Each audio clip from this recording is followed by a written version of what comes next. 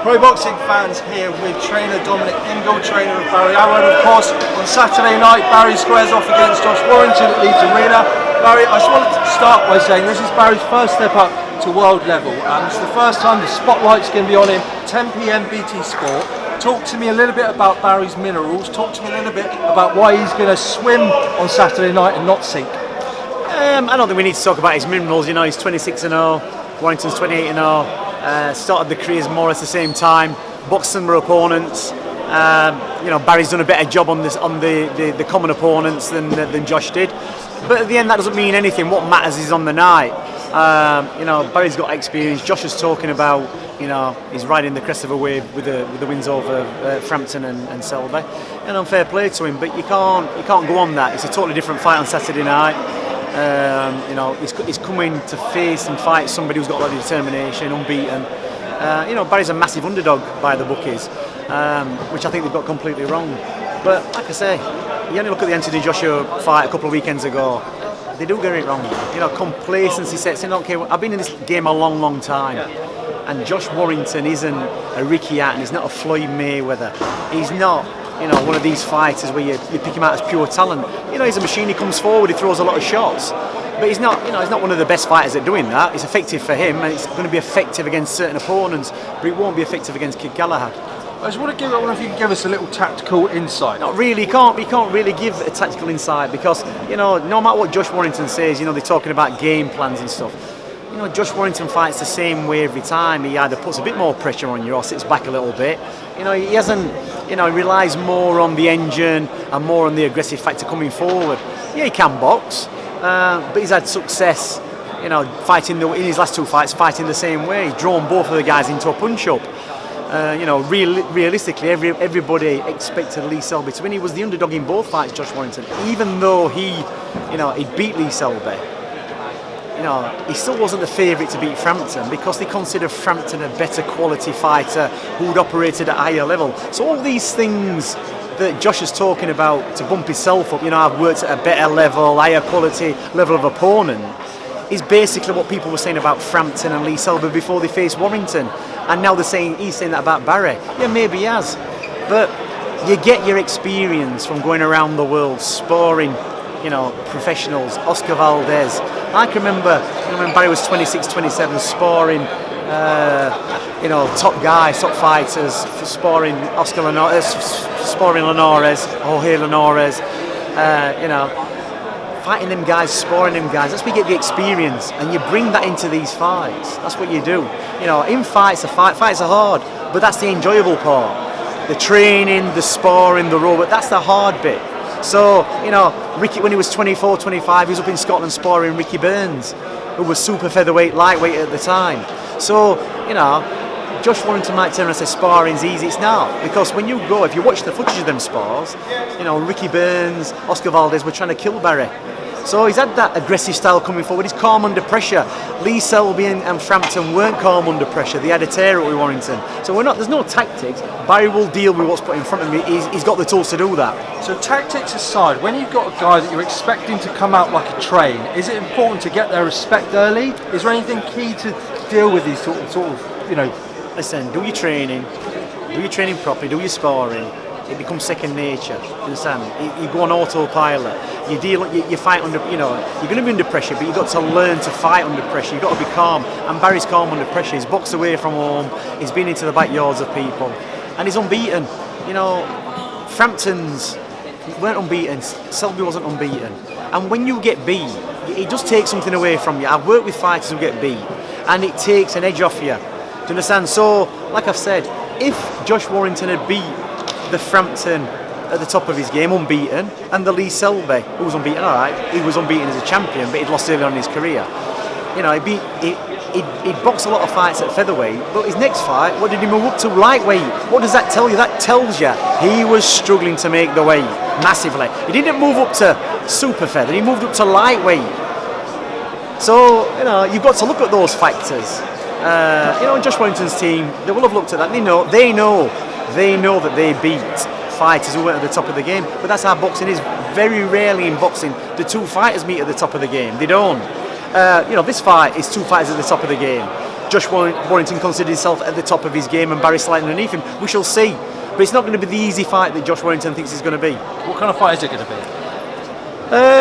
It's going to be a fight. It's going to be a boxing match. It's going to have everything in it. You know, Josh Warrington's going to try and put his game on Barry. Barry's going to have to deal with that, bring his own game. I think Warrington's had a lot of momentum. He's done good in his last 2 fights. You can't take that away from him. But like I said, relying on what he's done in the past is no indication of what's going to happen in the future. And just speaking of the past, I just had a look down through Barry's box rec, and I don't think he's ever faced anyone with the same style as Barry. Obviously in sparring, they've had sparring sessions. Warrington hasn't. Warrington hasn't, yeah. Right, okay. Warrington doesn't seem to have fought anyone with the same style as Barry. What kind of typical sort of Ingle style as we talk about? Why do you think that's going to cause Josh problems? Well, Barry hasn't really got the typical Ingle style. It's like, people talk about the Ingle style. The Ingle style is to hit, to hit and not be hit. But Josh Warrington, whoever he fights, he doesn't really change the tactics. He's just full on. Look at Ricky Hatton's fights. Ricky was the same. Put the pressure on, throw the shot, slip move, stop the other guy. Working his game. That's what Josh does, and that's all right when it's working. But then if you get somebody who can stop that, you've got to have plan B. You've got to be able to do something different. I'm not saying Josh Warrington can't do that, but he's never been forced to box any other different way. So it doesn't matter whether he's anybody like Barry in sparring, because there is nobody like Barry. He's not. You're never going to get the perfect sparring partner. Basically, you're not going to do that. And when it comes down to it, just comes down to the boxing brain, the level of fitness, and who's got the better, tactics. And that's, we're not going to reveal the tactics, but it's just been calm under pressure. They're talking about a big situation and a big fight. It's like when you're in that ring, you don't see past the first 2 or 3 rows. It doesn't matter who's screaming. He went to Boston, a good kid out there, trained by Freddie Roach, and it was a partisan crowd. He was up against it there, but he glided through the rounds, beat the kid easy. So, Josh Warrington's got it all to prove. And Kid Galahad's put the training in, he's put the time in, he's put the years in, and it's his time. Finally, Dominic, I just want to ask, Barry's been in your gym for his entire life by the sounds of it. Can you just give us a little insight into something that we don't know about Barry? About Barry, Barry's the type of kid that has to win at all costs.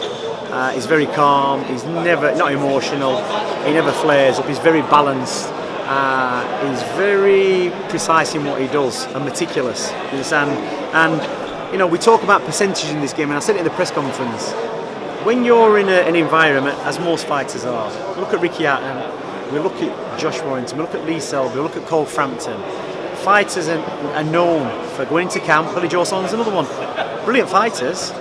They go into camp for a fight. Before I trained Billy Joe Saunders to face Monroe, he'd been out of the gym for 6 months. I trained him for 12 weeks for a fight, and it wasn't a case of really teaching him anything. It was a case of getting him fit and getting his weight down, because he already knew how to fight. And he boxed Willie Monroe Jr., beat him. He had 1 week off and then trained again and put on a fantastic performance against Lemieux. Do you understand? So they know how to box.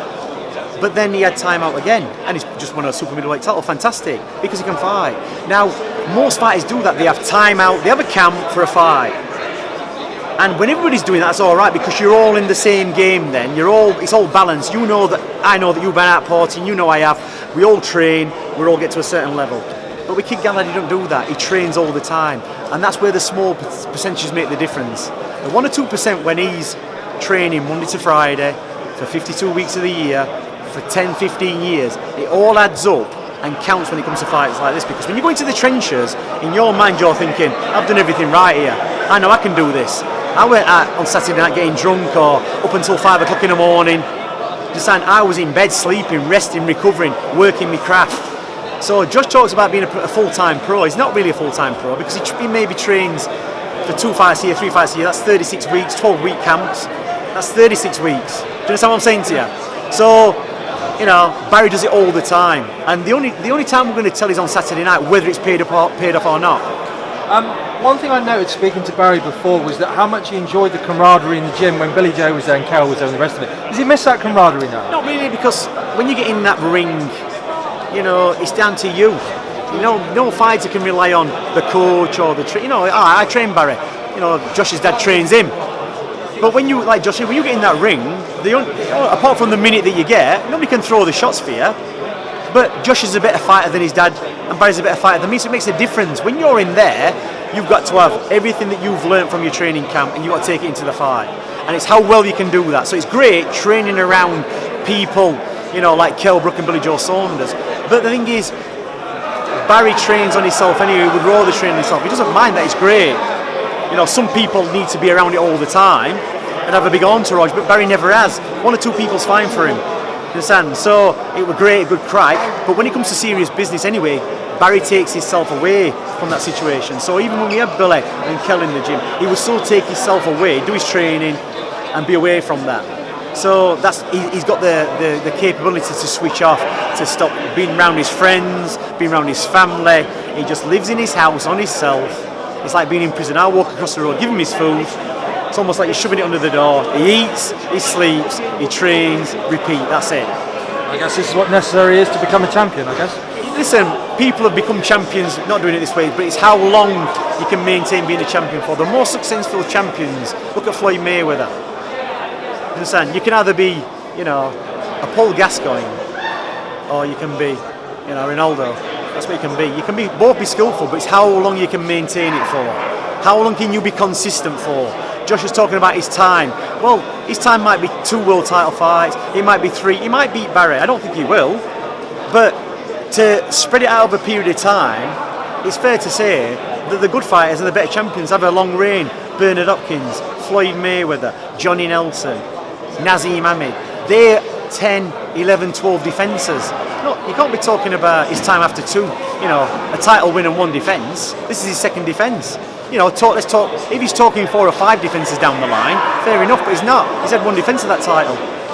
Dominic Ingle, thank you for speaking to Pro Boxing fans. Appreciate your time, mate.